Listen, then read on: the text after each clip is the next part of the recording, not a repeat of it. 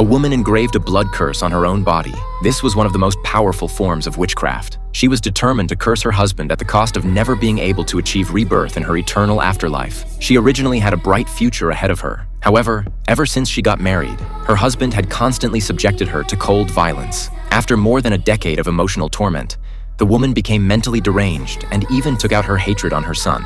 Unable to bear the pain, she gradually became obsessed with witchcraft. Finally, one day she decided to offer her own body as a sacrifice. Sure enough, not long after she committed suicide, her husband, Jack, was diagnosed with brain cancer, and his company also encountered a huge financial crisis. Perhaps in an attempt to bring good luck to counteract the bad fortune, Jack quickly married his second wife, Kelly. But just 1 year later, Jack died a mysterious and tragic death at home.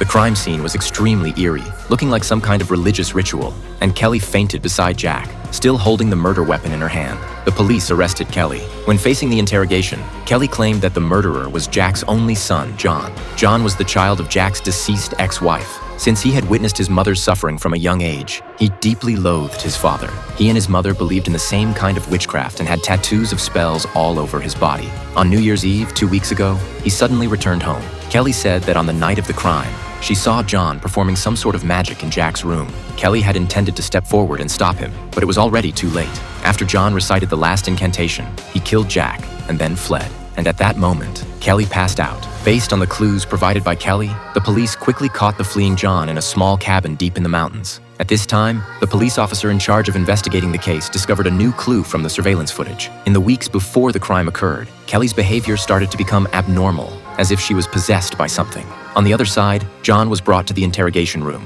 After the interrogation, John confessed to the crime of killing Jack, and the murder weapon he used was exactly the same as the one described in the ancient books. The physical evidence matched the confession. But was the truth really that simple? The name of this movie is The Soul. Friends who are interested can watch the original film.